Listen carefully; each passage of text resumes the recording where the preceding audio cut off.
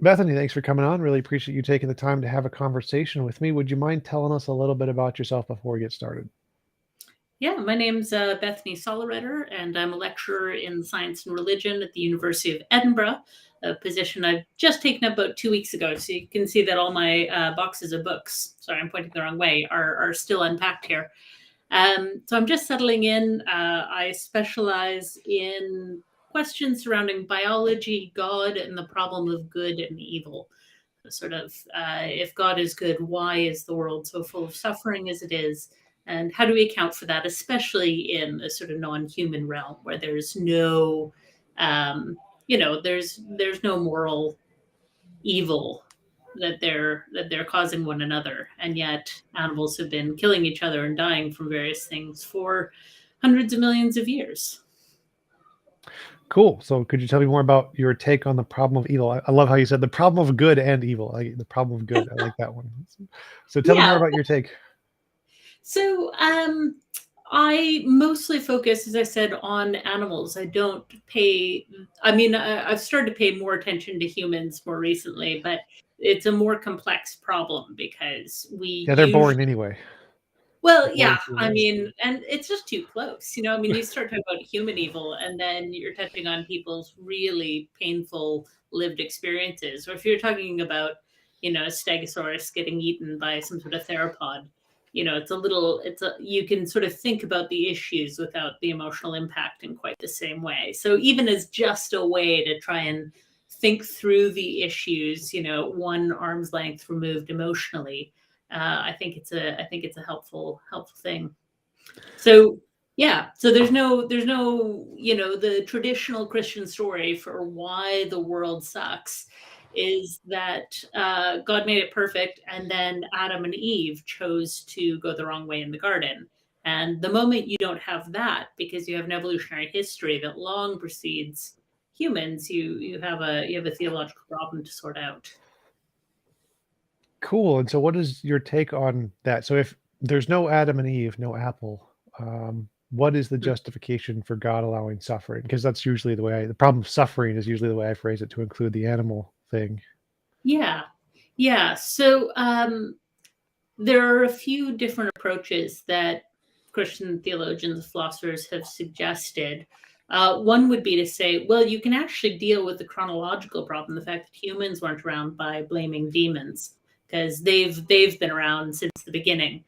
I find that less helpful than others do, partially because I think that hands over too much of creation to demonic influence, and of course because it's particularly the ability to suffer and to die that also pushes forward evolutionary development.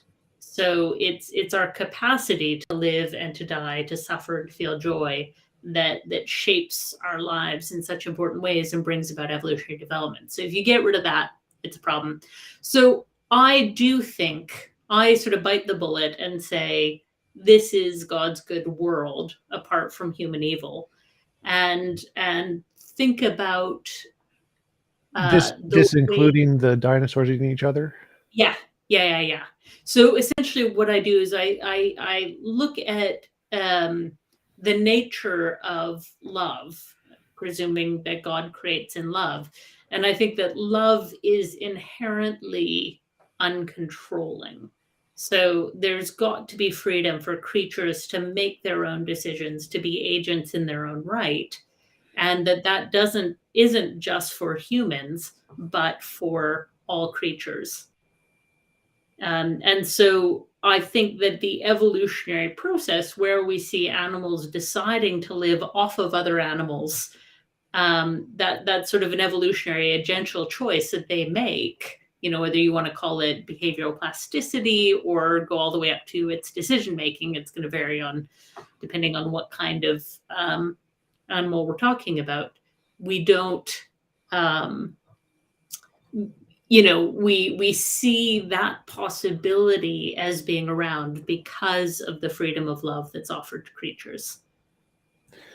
Well, why wouldn't love be able to be achieved without certain evil? So, for example, I don't have the capability to use magic. I can't use Avada Kedavra from Harry Potter to kill somebody, but I'm still considered free, right? And so it doesn't seem like we need 100% freedom to have whatever freedom is required to be a morally loving world.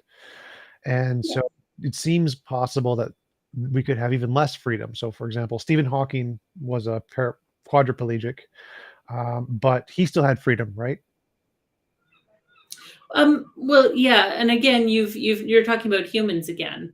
And Well, so, I mean, I think, too. So, I just to be clarified. So, like in the yeah, case of yeah, an yeah. So animal, our freedom is limited by all sorts of things. So it's not absolute freedom to do anything. I can't sort of blow up the world. Although there are some people in our world who genuinely do have that power, which is a bit terrifying. But for most creatures, their ability to choose to harm other creatures is quite limited. And also, some creatures harm other creatures without having any intention. So you could look at viruses or that sort of thing. Lots of viruses live quite happily in other animals without causing any trouble. And then sometimes they cause a great deal of trouble, as we've seen, with the pandemic. So, you know, it. So your question was, how much freedom does God really need to give to have freedom? And I think that um, it's got to be some freedom. But if you look at um, where should God draw the line, it gets pretty sticky. So, if you decide, oh, okay, well, animals can bump into each other, but they can't eat each other, then you start really curtailing how they can experience the world and how they interact with each other. And pretty soon, nothing would have a real relationship with anything else. So, I mean, I sometimes talk about I grew up with brothers, and we're getting into humans again. But if every time, we fought as kids on occasion, so if you can imagine me absolutely unusually, throwing a punch at my brother. And God didn't want that to happen. So a pillow appears in the air between us, and I hit the pillow instead of my brother. And then he isn't hurt by that, but his feelings are hurt. So he goes to hurl an insult. And God stops the sound waves so that I don't hear it and I'm not hurt by that. Eventually, what sort of relationship do I end up being able to have with my brother? It's pretty limited. And I think the same is true. It's actually very hard to draw a good line. What we do find is that when creatures generally are experiencing unnecessary or unproductive pain, there tend to be ways that our bodies respond to cut down on that. So we can go into shock, we can go unconscious. So we actually do have mechanisms that limit the pain that we can experience in situations. well, I would say the line would be it's impossible to force anyone to do anything they don't consent to doing, which would include animals. So I've included animals in all of these categories. I think any conscious agent has moral value, whether it's a human or an animal. And so I think the line that should be drawn, or should have been drawn if God was all good and all powerful, would have been he would have made it the world such that no conscious being could force another conscious being to do anything they don't consent to doing. And I think that is a sufficiently good line. So it would include the punching thing. So if your brother tried to punch you, or if a T-Rex tried to bite you, you'd essentially just become like a ghost, ethereal, just pass right through you, no effect. But insults, totally fine. No effect there, unless you want to, like, you can mute your own ears if you want. But I wouldn't limit insults. And so that seems like a sufficient line to allow all of the relationship building requirements to establish a loving universe, whatever kind you want, but without having any kind of gratuitous suffering. So can you do that without undermining physics? Well, I'm not sure what you mean by undermining physics, because there's So essentially infinitely many ways we could things have change physics. integrity. I don't understand how world would work where God would suddenly make things pass through each other harmlessly. And I think that also prioritizes only physical pain over emotional pain. And I don't know that that's right either. Well, so in the case of physics, like there's ways using the current laws of physics to accomplish that. Quantum entanglement, phasing in and out of different dimensions. It's very hard to violate physics. There's so much physics we can do, or just adding different laws of physics. Since God's all powerful, he can add laws of physics. So it's going to be hard to completely violate physics. There's a lot of variability there. In the case of emotional harm, I would say that each human has the right to what enters their ears, more or less, and you can decide if you want, I don't know, But you wouldn't offensive know what words. it is until it's had its effect. Well, no, you can set it prematurely. So just like on a setting on your computer, you can say, "Would you like to hear offensive words? Yes or no?" Just like on Twitter. So like on Twitter or YouTube, you can block certain words, and so certain words won't show up for you. You could do the same thing with the iPad for your ears. It's like, no, I do Yeah. not want to hear the word potato. No, no potato. Block all word uses of the word potato. Yeah. I just think that that would actually end up with precisely the problem I said, in which we'd never properly encounter others because everything would be so highly uh, shielded. I don't think that that would actually. That's not a world I'd want to live in. Basically, Well, why? um, What is it about that's you would think incapacitates us from having real relationships? Because to me, it seems like if we wanted to, we could choose to live in a world exactly like this one. So if we were in that situation where we're in a world that has that extra conditional rule that it's impossible to force people to do anything they don't consent to doing, you can still consent to living in any potential world. So if you wanted to, you could consent to living in this earth exactly as it is. And so in that best of all possible worlds, it allows us to have all potential relationship options open to us. They just have to be consensual. And so I'm not sure why that would in any way limit our ability to build relationships, even in like a video game analogy context. In a video game, we can still build relationships. We can still fight. We can still have conflict, still feel pain. There are actual attachments that can make you feel pain and draw blood, oddly enough, if you want. And so it seems like there's no limitation to the amount of relationship building you can have in that context. Is just consensual. I think okay. So there's a couple things I'm wondering. One is what when you say all conscious beings, what counts as consent in that, and also if I predetermine my settings, this is my pain threshold and no higher, then again I don't know what I'm not encountering, but I do know that many of my deepest, richest relationships are deep and rich precisely because there's been struggle that I would have I would have blocked out, you know and so it's the whole process of bumping together, hurting each other, forgiving each other, getting on with things, that has made the bridges of trust and love so strong. But I'm seeing something in the comments. Are these things in heaven? And I think that's a really good point. So I'm saying, well, here on Earth there are certain realities, and yet I do want to look forward to a heaven where those things are not the case, um, where there isn't suffering. But I think, I mean, speculating about heaven is always a bit of a difficulty because I do assume that it works on very, very different um, A, physical bases, and B, moral bases. So here there's a developmental thing going on, whereas there I'm not sure that there would be. So just as there are values here that I think we value, like reproduction and marriage and things like that, the few hints that were given about heaven is that there won't be that kind of good there. Nobody, as far as I'm aware, talks about reproduction in heaven. So I think that there's a flip of, in a physical world where there's reproduction, we need death to keep things within balance. Whereas in heaven, there won't be that there won't be those issues. So there'll be a different set of goods and evils that would mean we could have the good of painlessness.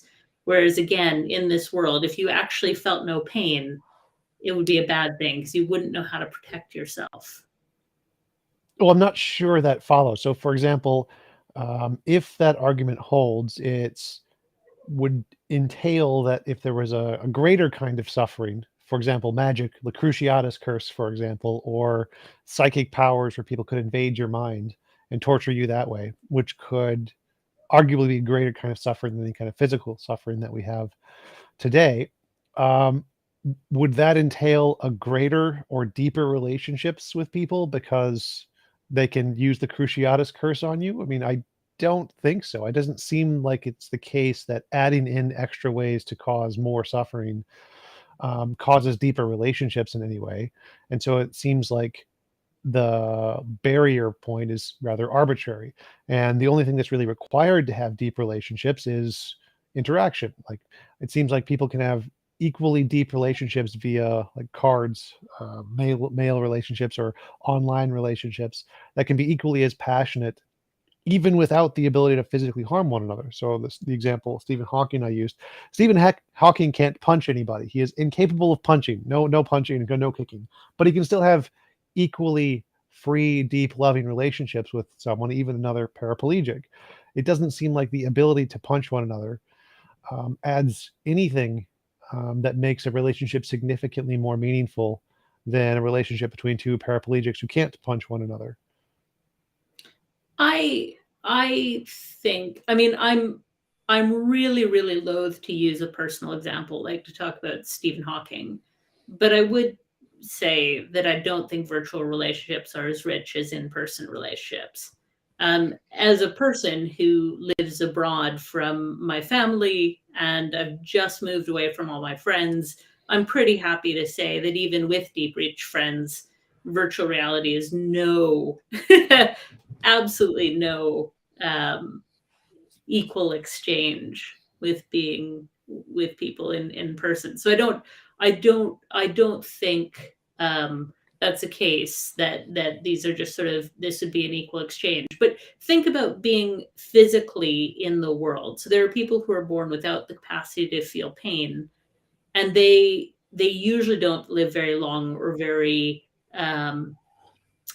good quality of life because they don't know how to protect themselves physically. So they damage themselves, they'll run their head into walls and just sort of think it feels kind of neat. And because pain is uncomfortable, it's part of what tells them that they need to moderate their behavior. And the same thing is true of what used to be called leprosy is now called Hansen's disease. That's a bacterial infection of the pain nerves. It slowly kills the pain nerves. But the damage we associate with leprosy, like fingers falling off and stuff, doesn't come from bacterial infection. It comes from people not knowing how to protect themselves. Or, in one case, there were rats that were eating off patients' fingers while they slept. And because they didn't feel pain, they didn't wake up. So, so pain is necessary as a biological creature in this world. I just don't, this is the world we have. And I don't think it's usually very helpful to kind of say, well, I can imagine another physical universe where all of this would go away and we'd still have all the benefits and none of the deficits. I'd rather say, okay, in this world as it is, would you rather live without physical pain or with it? And I would say with. And I think the same is true of social pain, emotional pain, that emotional pain is part and parcel of learning to live well in groups and in relationship. And there are people who don't feel emotional pain in relationships. And we usually consider that a really pathological way to live, to live without remorse, to live without pain. Usually is not beneficial to that person or the community around them. So a few things there. One is that virtual relationships right now clearly aren't as meaningful because we don't have the same level of sense experience, but we could, like in the future, is quite likely that we'll be able to replicate pretty much every sense experience via digital space. We'll like put on a headset or whatever, and it'll just be able to be with loved ones and feel physical touch, smells, sights, everything. But it doesn't seem like placing a limit on that, a limiter that says, well, you're not allowed to feel excruciating pain, like if they stab you, will in any way hinder the meaningfulness of the relationship. It seems like when you have a long distance relationship or a short distance relationship with a loved one, it doesn't seem like the ability for them to stab you adds anything to the quality of the relationship. And so I don't see why that is required for any kind of meaningful relationship whatsoever. It just seems to be a gratuitous amount of suffering. Secondly, I'm think that looking at it from the perspective of saying, in this world as we are now, would we rather have X or Y? Doesn't really seem like a fair comparison, because the argument here of the problem of evil is more, is there a logically possible world where we could have all of the benefits and none of the consequences? If so, then God choosing to make a lesser world inherently makes him bad or evil or a bad decision. Kind of like a doctor in the 1800s. If a doctor in the 1800s cut your leg off, it's just the best he could do with the tools he had. If a doctor today cut your leg off, you're going to sue him for malpractice because he's not giving you the antibiotic to save your leg. He's just going to cut your leg off. It's clearly bad. And so I think the same standard would apply to God. If God, with his infinite power, because he's omnipotent, could have made a logically possible world without even one of the negative aspects, but still kept the positive aspects, that seems to prove definitively that he's not a good God, or not an all-powerful God, the Epicurus quadrilemma thingy. And so simply looking at it from our pragmatic perspective of what would we like in our world with or without emotional or physical pain, doesn't seem to be a proportional comparison to the claim that of an omnipotent being. If you're going to make that claim, it seems like you have to compare it to all logically possible worlds, since you're saying he can do all logically possible things. But yeah, so the first one is like, I still don't see why a digital relationship wouldn't be equally as meaningful as a physical relationship if we could mimic all sense experience, but limit it at no stabbing. Yeah, I mean, that's kind of the holodeck experiment, right? Where it has the mortality filter and the that kind of thing. I think insofar, I mean, at that point, what you need is some sort of physical mechanism where God comes in and prevents stabbing, right? Because we have a world where if touch is possible, and being able to push somebody out of the way of a car is possible, then stabbing them is also possible. These are all kind of consistent with our abilities. So what you would need to do is sort of come in and say, you could do this and this and this and this, but there's that moral filter that comes in and has some sort of mechanism that turns off that action. And I think that is, again, you end up having it sees divine intervention as a possibility, as what interrupts the world rather than what empowers the world. So I don't see divine intervention as that kind of power. I Well, see what do you mean God. by divine intervention there? Because my idea, it's not like God is literally watching every action and be like, nope, stop, no, no, stop. It's more like a law of physics. We just added an extra law of physics that if you're not consenting, then your quantum field is disaligned such that their quantum field can't interact or something along those lines. So it's not a manual Yeah, supernatural but intervention of any kind. you're asking it to operate on a moral standard, not on a physical standard, right? So you're asking for, because exactly the same action could be good in one situation, bad in another.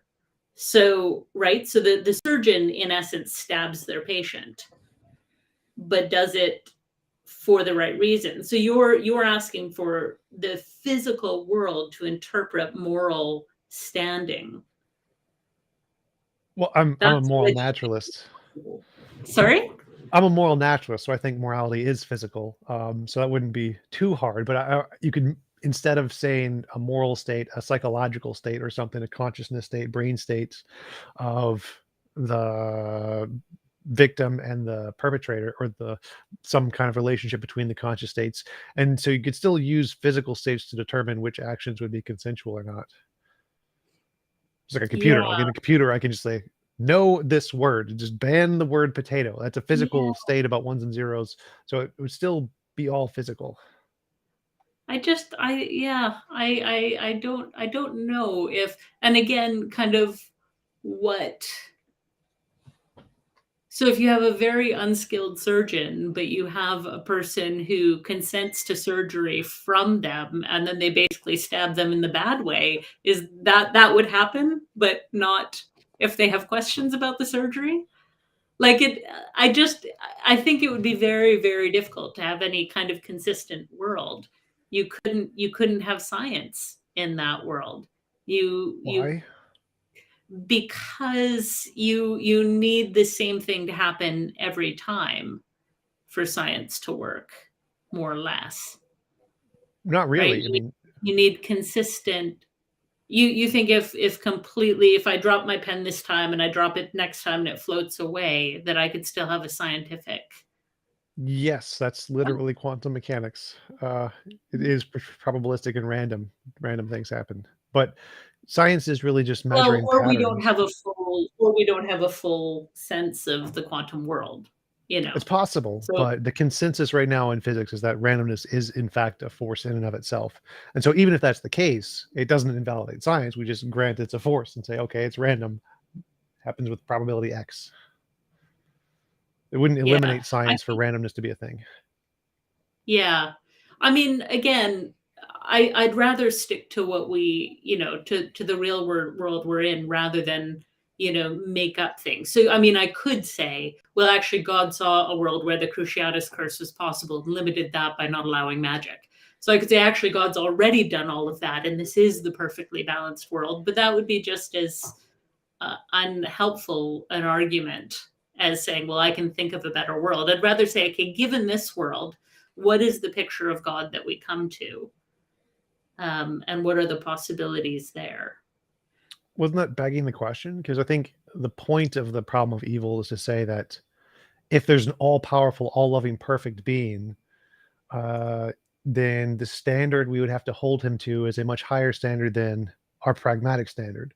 And so trying to look at our pragmatic standard and infer what the being would like would probably get us something more like an anthropocentric Zeus kind of a thing, a human inspired thing, not really a divine being. And so if we're trying to hold him to this absolute objective standard, it seems like you must envision all logically possible worlds.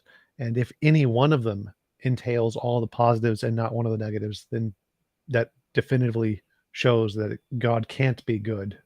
Um, but simply starting from our perspective and saying, trying to make God fit what we see seems to be like just begging the question. I don't see why that would be I mean, the yeah, I go ahead. mean, and this is where I kind of say, like, I'm not a philosopher.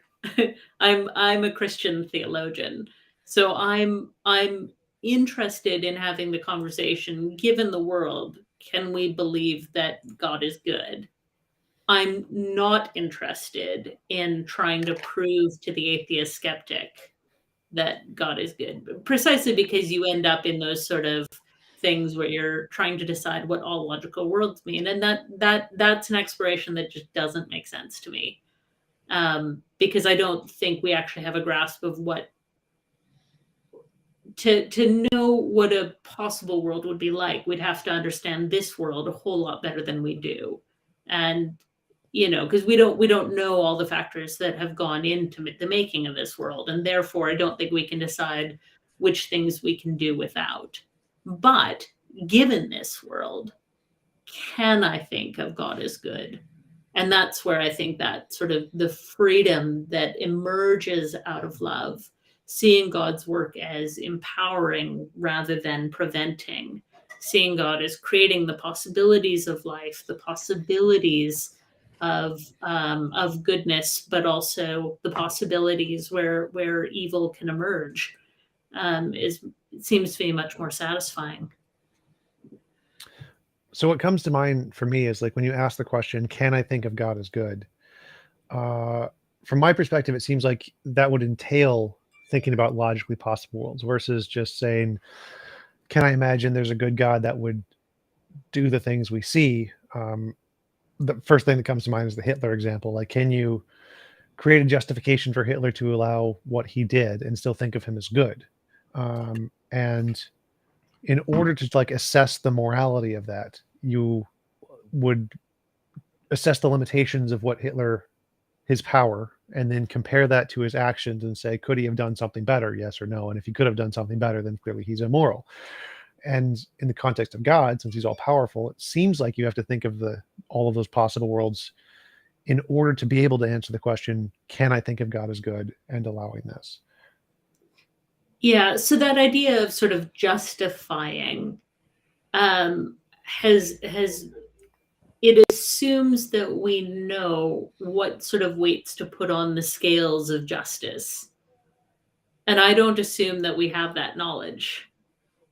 Because I've genuinely gone down that path and genuinely asked, can we justify? But I think that there are too many factors, So in theory, if I throw a feather off the top of the building that I'm standing on, it is determinate where it will fall.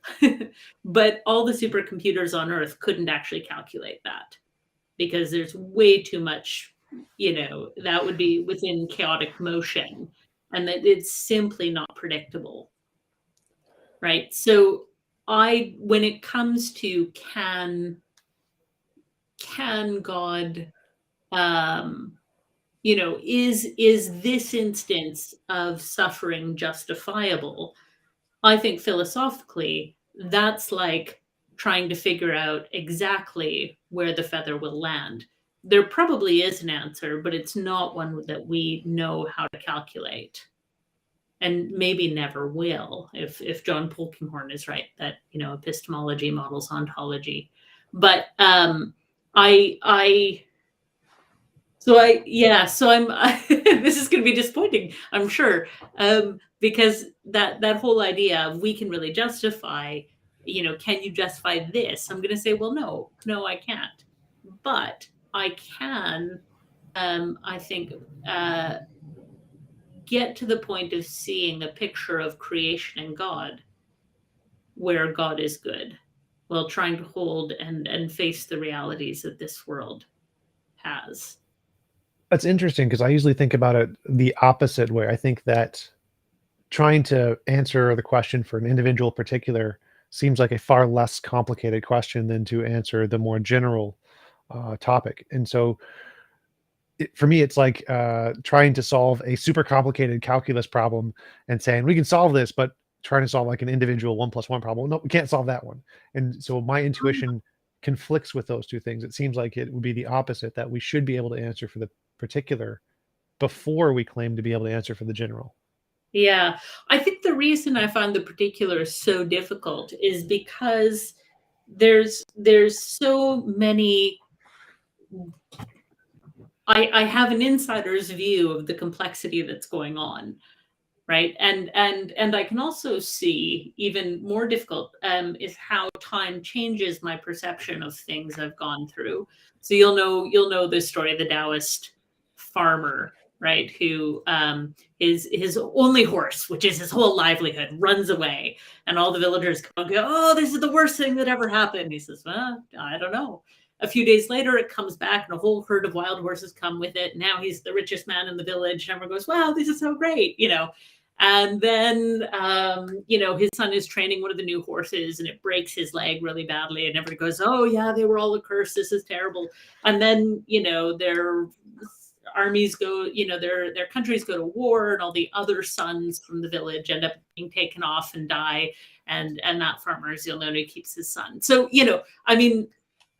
how that's where you've got the feather floating in the wind, running around, and for each, I think every single instance of suffering has that kind of complexity to it.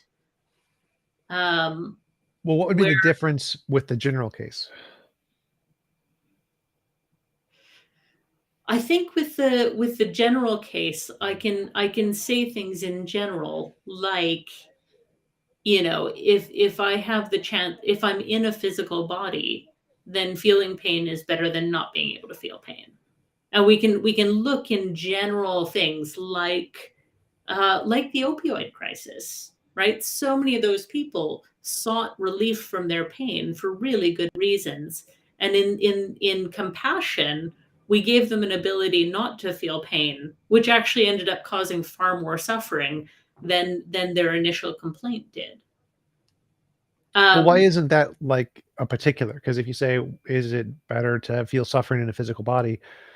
That seems like a particular, just like the feather falling or the guy with the horse. It seems like just as to us, it from our intuitive perspective that we couldn't live without suffering because it adds so much to our lives and teaches us how to live. And if we didn't have it, we'd have the diseases you mentioned where we'd not be able to survive. Well, maybe if we lose that horse, a whole bunch of other horses will come, and there'll be a better way to live, like in the digital hypothetical world where we can feel pain, but not no stabbing or something. And that could be like the troop of horses. And so why would we not treat the individual ability to feel suffering in a physical body as a particular that could also be improved in the future? I think it can be improved in some ways. So I think, we've made great strides in dentistry, and I'm so glad I live in this century and not another one. Um, but I think that what we tend to seek is not improvement, but the elimination of suffering. And so, I mean, and somebody like Philip Clayton would point this out, is that as soon as we eliminate something really terrible, then our limits become, this is now the really terrible thing that ought to be eliminated. And now that's the really terrible thing that ought to be eliminated. And now, I mean, we are the most comfortable human generation that has ever lived by miles and miles and miles. And yet, if you ask people, how are you doing? Most people will complain about the pain they're in, et cetera, and how life is difficult, et cetera. So I'm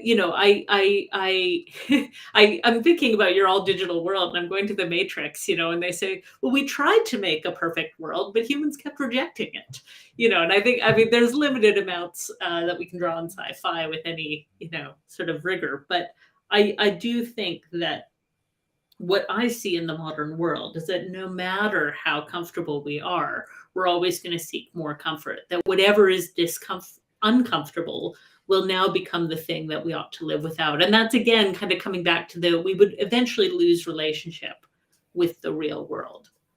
Well, that's where I think I disagree, because in the case of video games, we see the opposite is the case, where we've reached a level of comfort and now we seek more discomfort. So we're getting harder and harder video games that are extremely frustrating at times, but they're chosen. We choose to play Dark Souls and die 5,000 times before we beat the boss once.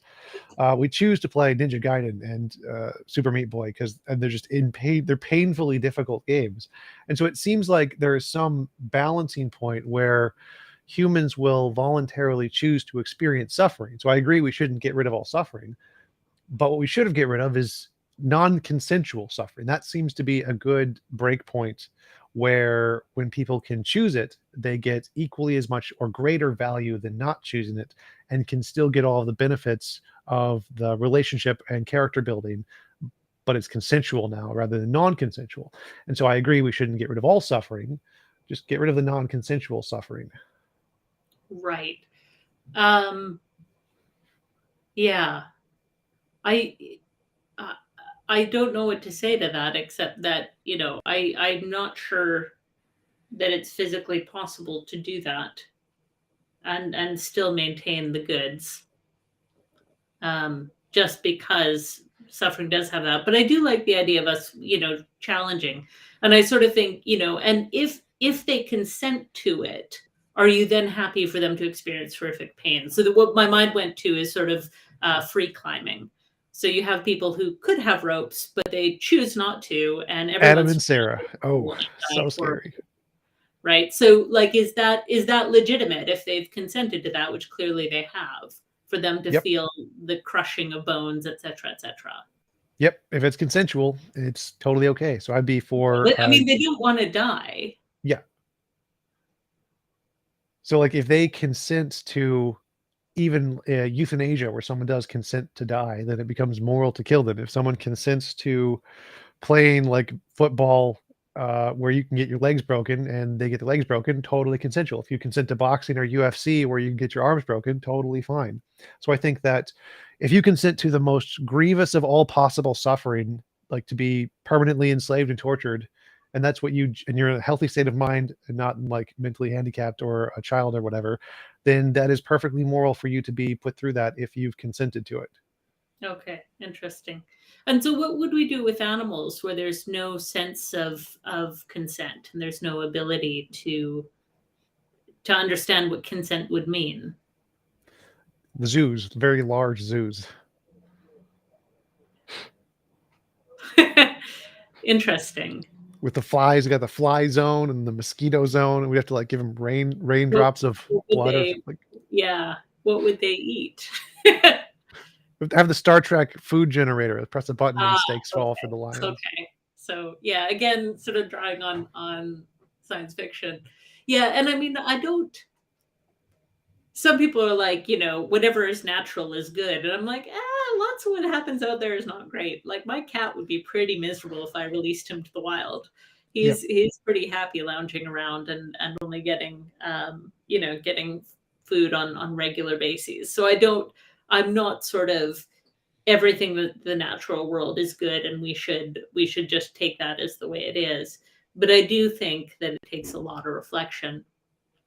One of the things I want to talk about with this is that I think as we've uncovered, there's lots of possibilities and lots of things. And so one of the oh, and you know what? Think I forgot to bring it. But what I wanted to do was I wrote a book that's like a choose your own adventure game. So what it is you read a couple of pages and then you have a choice to make. Is God good and loving? Is and powerful, or is God powerful but doesn't care? Does God not exist? And you turn to different pages depending on sort of what you want to choose. And there are atheist paths, and there are Christian paths, and there are in between paths. And it's precisely because I think that a lot of the value in this is not being told what I think about something, but in sort of being able to explore different paths. And you have ideas like God is a mystery, or and we shouldn't try and figure it out, or all the way down to if God did exist, then is so evil that we should spend all our time protesting against God's ability to exist. Yeah, and so I appreciate the sort of idea of being able to explore these sorts of questions, and I don't think that there are easy answers. Yeah, for me, like intuitively, it seems like in order to answer the question that whether or not God is good or whether or not we can see God as good, it seems like you would first want to answer, is it possible? Is one of these worlds even logically possible? Um, I think for me, that's a requirement to be able to try to figure that out. Um, and just looking at it from the perspective of this world seems harder for me to accept, or harder for me to try to understand that perspective of just starting from this world and seeing, can we see God as good just starting with this world without thinking about the possibilities? That's a perspective I haven't How do you know if considered as any of much. your possible worlds are actually possible? Well, they're possible via logical possibility. Like possible just means no logical Not contradiction. very convincing, though. I mean, What do you mean? well, I mean, an anti-grav hoverboard is logically possible, but it's not actually physically possible, right? So I mean, What do you just mean? We actually have those. We do have those. They do exist. not an anti-grav one. I mean, we might have a hovercraft, that pushes down really hard. Well, I think Um, they're actually in physics or working on anti-gravity certain things where it's hilarious that like I forget what they're called, the anti-gravity particles of using whatever yep. the opposite of the graviton. I don't know what it is, but it's physically possible, just not with the known physics. Not with the known physics. Yeah, so I guess like part of the reason that I just want to start with this world is because we only have a universe. We have one example of a real world. And I just think that there's a lot of things that you can come up with, and then all you need is somebody else saying, "Well, that relationship is not actually possible." Like I just don't think that logic is a very good guide to truth in a lot of the cases. Right? So you had people arguing that it was logically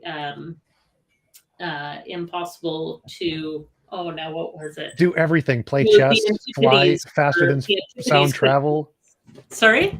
Oh, there's a lot. People have claimed everything's impossible. It's impossible for a computer to beat a human at chess. It's impossible for object that has a greater mass than water to float. It's impossible for things to fly faster than the speed of sound.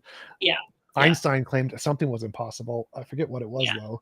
Newton claimed it was impossible to calculate the orbits of the planets all Yeah. together, and then Do the Laplace did it. retrograde motion, etc. Yeah. Yep. So exactly. So like all of this where people say, well, this is impossible or that's possible. I just kind of go, well, I don't know. And I don't think we know. So why don't we work with what we actually do know rather than spend our time sort of speculating wildly? And it's exactly why I don't spend a lot of time talking about what heaven is like. Because I think that runs into the same thing. I go, well, God says it'll be good. I'll hang out with that, but I won't spend too much time. Rather, I'd like to see what we can do in this world, because actually these questions, what we think the best world looks like, plays with our ethics in day-to-day life, whether that's dealing with climate change, dealing with medicine, dealing with, so for a long time, what we've said is a longer life is a better life. And now we're sort of seeing, well, we got the longer life, but I'm not sure that's always better, and we're having to revise that. I think that, again, with the opiates, getting rid of pain is always the right choice, always the right choice. And now we're realizing like, oh, not always the right choice, and I think we'll see similar sorts of things with the digital world and its impact on us. I think we'll see similar things with some of the medications we use. But even when we think of climate change, one of the interesting things is that this climate that we're experiencing, that has been here for 11,000 years, is not any kind of planetary norm. So over the last 500,000 years, the average temperature was 4 degrees colder. During the whole time that dinosaurs were on Earth, the minimum temperature was about 7 degrees warmer than now.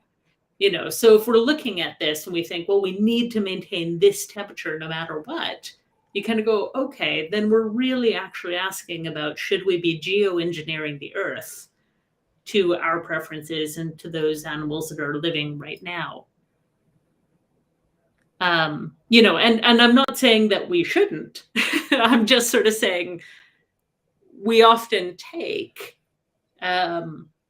whatever status quo we're used to as the way it ought to be, rather than kind of saying, actually, we live in a highly changeable planet. So one thing is, I think there isn't a parity between impossible and possible. So normally when people claim something's possible, they usually end up being right.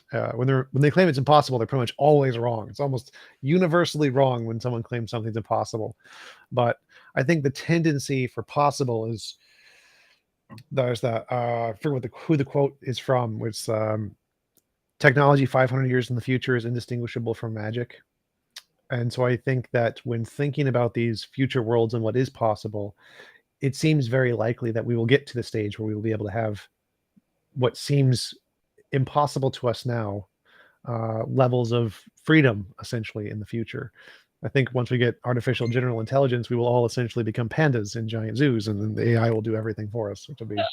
I look forward to that. I'm happy with this. I want to be a panda.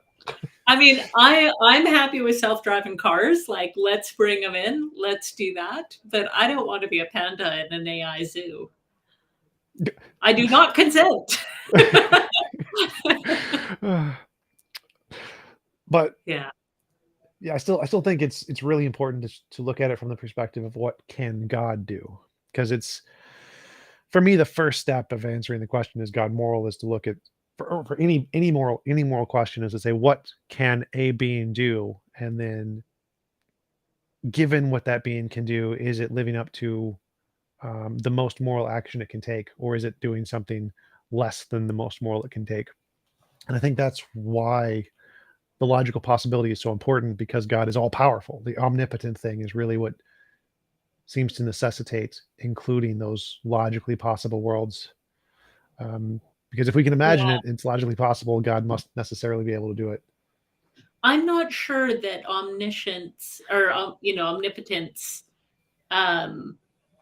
should be understood that way.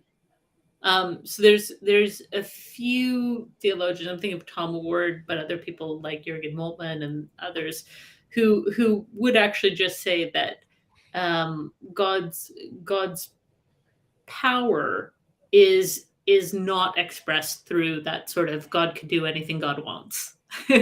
And so anything logically possible is available to God. So they would still say God is omnipotent, but that's really not what they would mean by that at all. And much of the classical tradition would agree with that. Could So you say I that think again? Because I thought you're discussing a philosopher problem, whereas the theological problem is slightly different from that. could you say that again? Because I thought you said it is possible for him to do anything logically possible, or it's not possible for him to do anything logically possible. No, so logically possible is not what constrains God's action, but acting according to the nature of love is what constrains God's action. And that's a very, very different set of constraints. Gotcha. And how would you define love in this context? So someone like Aquinas would say that it is desire for the good of the beloved and desire for union with the beloved. And you think it's impossible to achieve both of those without the level of suffering we have in this world? I can't answer that. But I think that this world is consistent with a God who loves the world. What would anything be inconsistent with that? Is there some level of suffering Yeah. that we could see? So it has less to do with sort of the level of suffering and more to do with the ability for creatures to self, for them to be themselves and become themselves. It has more to do with the ability for creatures to develop capacities to love. So suffering is not really the main consideration. So what would that mean? Like, what would a world have to be like where you can't be yourself? So if you were in a zoo, for example, so if we were automatons, if we didn't have any sort of freedom at all, and of course any freedom we have is constrained, as you've already pointed out. So it's not saying we have to have full freedom to do anything our wills desire, but if we didn't have moral freedom, for example, that would be a problem. If we didn't have freedom of consent when it came to our ability to love or not to love, for example. But other than that, like, for example, if we were in a world where everyone was literally tortured 24/7, as long as you included the ability to love or whatever, would that still consider God good in that context? I think Or would you be able to conclude that he was good in that context? To think of him as good in that context? yeah, I think that conclusion might be harder to get to in that world, but I think it still might be possible. But again, that's not this world. So again, I really do tend to resist the sort of thought experiments that philosophers seem to love so much. Just because I go, well, I don't know what that world would look like, and it depends When you just say being tortured, I don't know what that means. I don't know if that's physical torture, mental torture, da da da da. Whether that means your big toe is pricked once a day, or whether that means you're going through the Cruciatus curse. I would think if you're going through the Cruciatus curse, probably you've lost all freedom at that point at any rate. So there wouldn't be the necessary freedom. But etc. etc. Must watch Thor: Love and Thunder once a day, every day. But so like my what? I've seen Ragnarok, but I haven't seen Love and Thunder. Is it good? The reviews say it's not good. I haven't seen it yet, but the reviews are very unsatisfied. Oh no! Oh, that's disappointing because I've liked the Thor movies. Me too. Okay, the Dark World one was terrible, but we won't remember that one. Yep. Well, so my concern is that any world where we have essentially the ability to think, I imagine we'd also have the ability to love. So for some kind of free thought, free love world, but the constraints on what that would entail mean that essentially it seems like there's no world that you could live in where you were capable of thought that you would not be able to conclude God was good. It just applies to literally everything. There's nothing you could see in the world that would be like, yeah, definitely not. God, not good for doing this. This is bad. So in a sense, what I'm saying is any created world would be good. No, so I'm thinking of it from the other perspective. Like if we're in a world and we're trying to assess, if we look at the world, could we conclude God wasn't good from looking at this world? And in order to, we have to think of something. We have to have free thought to some degree in order to conclude things. And I think that the level of free thought would entail the ability to love, because it's, I would say, a part of the free consciousness thingy. And so any world where we have that, is there a condition where we could see something and be like, nope, God, definitely not good? Or no matter what we see, would we always conclude God is good, no matter what? Yeah, I think, people will act on their own intuitions in regard to that. So somebody like Wesley Wildman, who I deeply admire as a thinker and a fellow explorer in the world, has said, well, God's just not in the caring business. God exists, but is the one who gives possibility to all others. So he looks at the same things that I do and comes to a different conclusion. I don't think arguments really change people on that level, at least not philosophical arguments. I think. Well, I specifically asked about you in this case. I did say us, but I was like, from your perspective. Would there be things?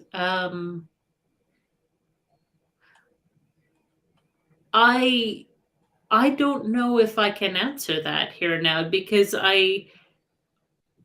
what I can say is none of the suffering that I have encountered has made me conclude that.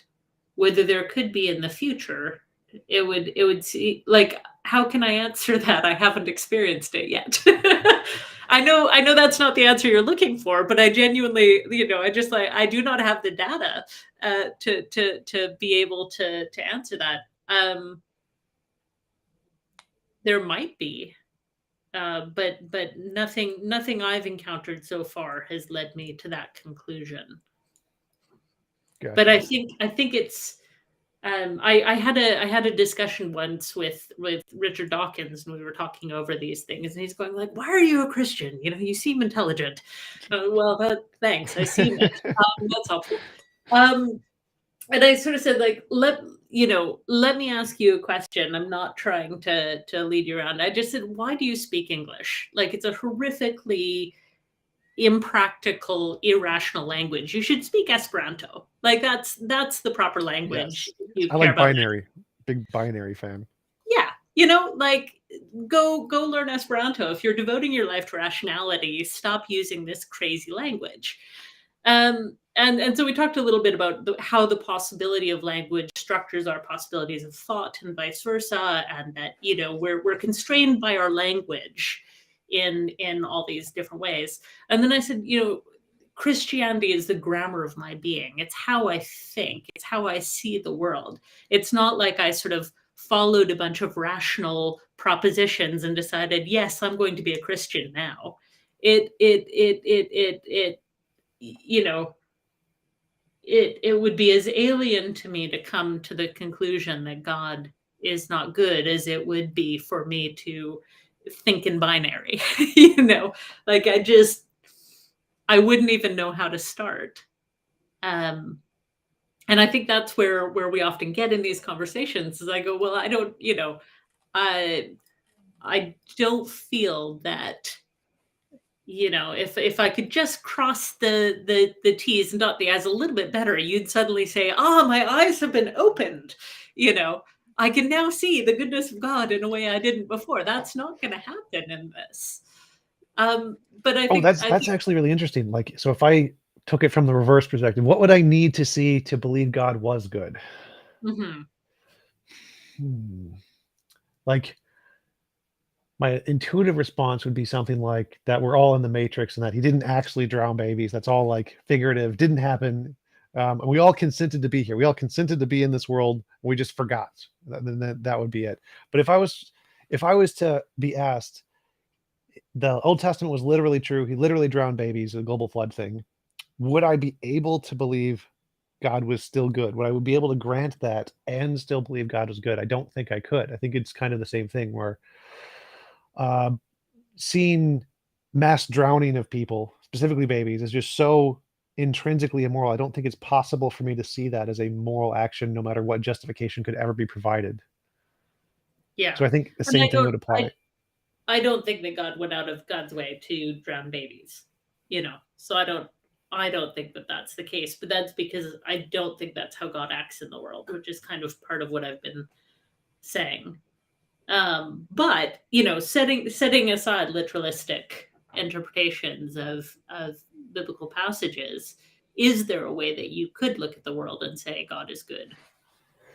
Yeah. So if we all just consented to be here, so God generates our souls in heaven. He says, would you like to be, I created this world for you. It's a testing ground. You can gain these certain character building traits. Would you like to be there? And we all check the box. I consent. And then perfectly moral. Then that God would be a perfectly moral God and did nothing wrong. Okay. So there are some Christians, I think Origen, who thought that souls were pre-existent, and that in a sense we did fight to be here. So if Origen is right, and I mean most people think Origen is wrong, but if Origen was right, you'd be like, okay, I'm on board with this. Yeah. So in that context, I wouldn't see that version of God as having as much. The problem of evil would not be a criticism of that interpretation of Christianity. Okay. So you place such a high value on consent. It's really interesting. It's interesting just because through the history of suffering, that's never been a huge point of contention. I think that's coming out just in our moment as really the prime consideration. You cut out there for a second. Could you say that again? Sorry. I was going to say, that's really a sort of our moment consideration, that consent is the highest of all sort of moral imperatives. What was your point with that? Because from my perspective, I think I see more progress. Find it fascinating. I think it's a real shift from how the question has been discussed over, the thousands of years it has been discussed. Gotcha. Yeah, I see it as like progress in physics. No one was talking about quantum fields 200 years ago, but now, and so I'm a moral realist. So I believe in objective morality, like most philosophers, surprisingly. Yeah. And so I'm seeing the comments go like, do you say consent doesn't matter? No, I'm not saying consent doesn't matter. I'm just saying that's a huge shift in the discussion that it's interesting to observe. Sorry for interrupting you. Oh yeah, I think that's definitely rational to annoy the chat as much as possible. Give me lots of analytic points. They'll respond. It'll be great. But yeah, so I definitely agree that there has been a shift in the way we view morality over time. I think moral progress is a thing. Women's rights, LGBT rights, vegans don't eat meat. I think that there's been huge progress in strides of morality, and I think we are making progress in understanding more about what is fundamentally moral. just like we are in science. And so I think that makes perfect sense. That is the case. Mhm. Yeah. Well, I think it will be an interesting thing because I think in a century or two from now, when they look back at us, that will actually be a defining point. And I just for everyone's not, I do think consent is important. I'm not arguing it's not. Um, yeah, I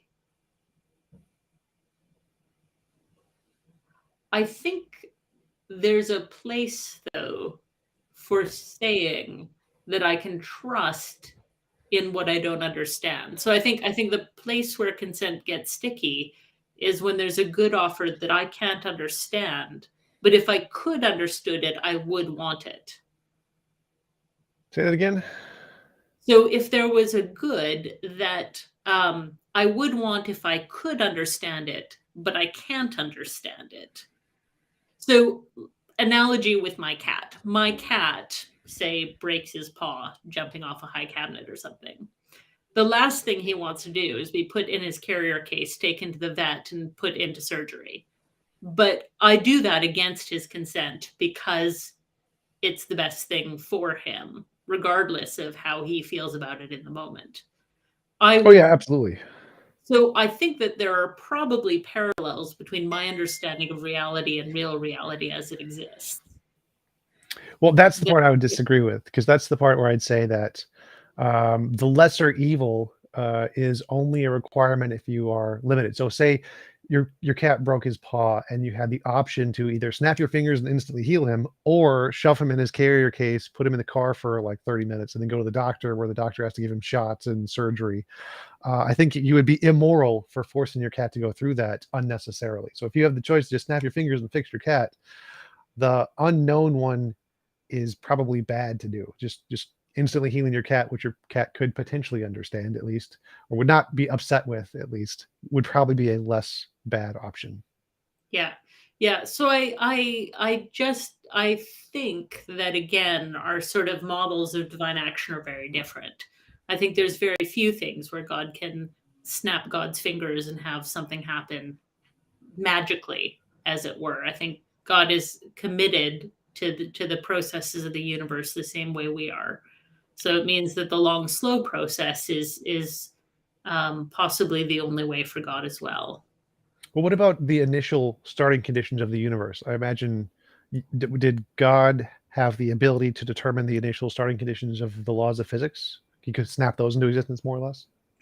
So okay, let's say I don't know the answer to that, but let's say that God did, right? Given randomness as a basic attribute of the world, then there's no way for God to determine what's happening in 2022 by carefully controlling the initial conditions.